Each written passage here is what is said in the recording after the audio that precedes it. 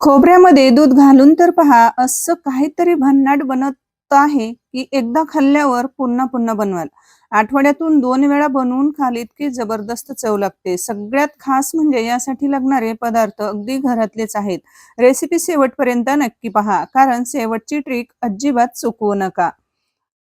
त्यासाठी लागणारं साहित्य बघा, ओला खिसलेला नारळ आपल्याला 2 वाट्या घ्यायचा आहे आणि नंतर बघा आपल्याला पाऊण वाटी इतकी साखर लागणार आहे.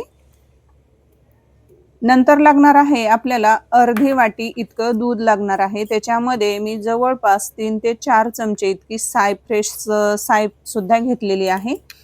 त्याने जो आपण पदार्थ बनवणार आहोत की नाही, तर तो खूपच टेस्टी आणि भन्नाट चवीचा लागणार आहे. आता सर्वात अगोदर काय करायचं आहे, आता इथं जो आपण ओला नारळ किसून घेतलेला आहे, तर काय केलं, ओले नारळ मी फोडले आणि त्याचा जो कवच असतो, पाठीचा भाग असतो, तर तो सोलनीने मी छेलून काढला आणि नंतर ओला नारळ मी पूर्ण असा किसून घेतलेला आहे. आता किसलेला नारळ आपल्याला मिक्सरच्या भांड्यामध्ये घालायचा आहे आणि प्लस मोडवर आपल्याला चालू बंद करत आपल्याला बारीक अशी याची रवाळ पेस्ट करून घ्यायची आहे.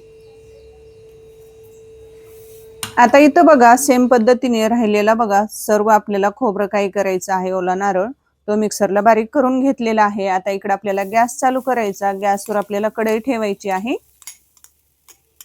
आणि कढई घेत असताना आपल्याला जाड बुडाचीच घ्यायची आहे. आता कढईमध्ये आपण ओला नारळ घातलेला आहे. आता याच्यामध्ये आपल्याला लगेच काय करायचं, जे आपण अर्धी वाटी इतकं दूध घेतलेलं होतं की नाही, तर ते घालायचं.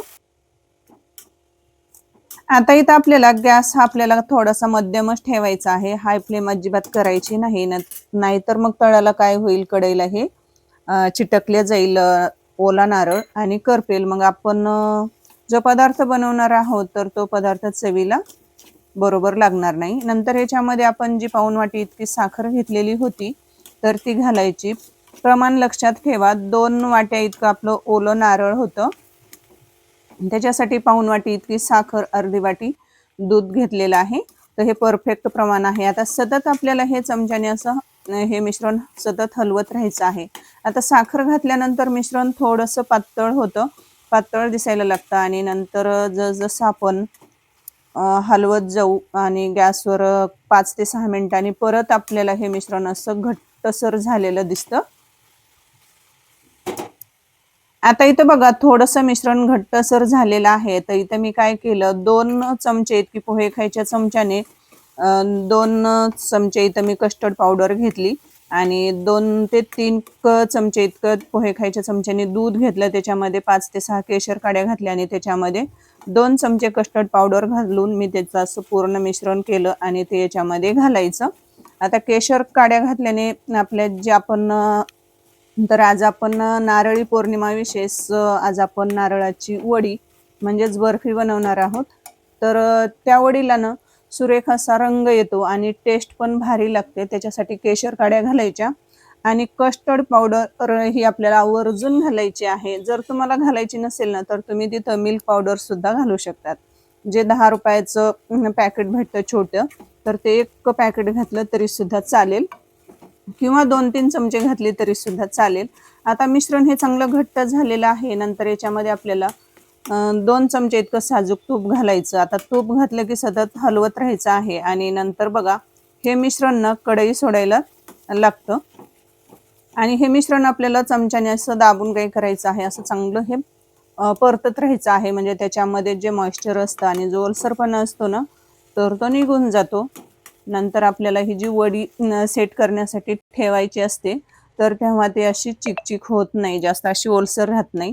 आता हे कढई चांगलं मिश्रण सोडायला लागलेली आहे. मस्त असं मिश्रण आपलं बर्फी म्हणजेच वडी बनवण्यासाठी तयार झालेलं आहे. नंतर याच्यामध्ये इलायची पूड घालायची आहे, अगदी पाव चमचा. परत मिक्स करायचं. आता इथं मिश्रणाचा घट्ट असा बघा गोळा तयार व्हायला लागलेला आहे. तर आता इथं आपलं हे मिश्रण तयार झालेलं आहे. आता काय करायचं, गॅस बंद करायचा आणि यातलं मिश्रण आता आपल्याला थोडंसं एका पात्रामध्ये मी इथं बाउलमध्ये काढून घेतलेलं आहे. कारण आजची जी आपण वडी बनवणार आहोत, तर ते आपण 2 रंगांमध्ये बनवणार आहोत.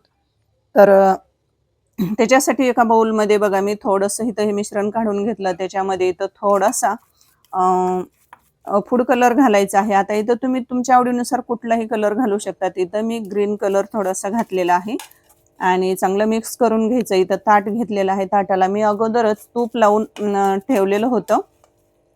तूप लावलेल्या ताटामध्ये हे जे वडीचं मिश्रण आहे, तर हे आपल्याला मिश्रण चांगलं पसरून घ्यायचं आहे. तुम्ही एकदा या पद्धतीने नक्कीच नारळाची वडी बनवून बघा. बनवायला खूप सोपी आहे. अगदी घरच्या साहित्यामध्ये बनवून तयार होते. अगदी 3 ते 4च साहित्यामध्ये ही बनवून तयार होते. आता जवळच रक्षाबंधन आलेलं आहे, तर रक्षाबंधनच्या दिवशी भावासाठी राखी बांधताना ताटामध्ये ही नारळाची बर्फी आवर्जून ठेवा. भाऊ म्हणेल, की "अरे वाह! बर्फी विकत आणली काय?" तर तेव्हा म्हणजे तुम्हाला म्हणजे असा आनंद होईल, की नाही मी ही घरीच बनवलेली आहे. त्यासाठी तुम्ही ही वडी बनवलेली नक्की रक्षाबंधनच्या दिवशी ताटामध्ये ठेवा. तुमचे सगळेजण कौतुक केल्याशिवाय राहणार नाहीत. परत आता जे आपण फूड कलर मिक्स करून जे मिश्रण केलेलं होतं, तर ते सुद्धा याच्यावरून घालायचं आहे. म्हणजे 2 रंगांमध्ये आपली ही वडी छान अशी होते. मस्त इथं बघा वडीचं मिश्रण आपलं थापून झालेलं आहे. मस्त असं झालेलं आहे. आता काय करायचं, इथं मी फुलपात्राला थोडंसं तूप लावून त्याने पसरून घेतलं. चांगली सेट करून घेतलेली आहे. आता याच्यावरतून बघा सजावटीसाठी इथं मी थोडेसे पिस्ते आणि थोडेसे बदाम याचे तुकडे याच्यावरून घालायचे. याच्यावरती असे बारीक-बारीक तुकडे केलेले पसरून घालायचे आणि नंतर फुलपात्राच्या सहाय्याने किंवा पॅच्युल्याच्या सहाय्याने आपल्याला हे चांगलं काय करायचं आहे, दाबून थोडंसं पसरून घ्यायचं. म्हणजे ते वडीमध्ये सेट होतात. बघा इथं काय सुरेख असा रंग दिसत आहे. तुम्ही एकदा नक्की या पद्धतीने बर्फी बनवून बघा. नंतर काय करायचं आहे, सिल्वर पेपर घ्यायचा आणि तो थोडा-थोडा वरतून आपल्याला सजावटीसाठी सिल्वर पेपर लावून घ्यायचा आहे. तर मी थोडासा सिल्वर पेपर लावून घेतलेला आहे. म्हणजे कोणालाही समजणार नाही, की ही नारळाची वडी ही घरी केलेली आहे. तर कोणी सुद्धा पाहता क्षणी म्हणेल, की खरंच म्हणजे मार्केटमधूनच आणलेली आहे.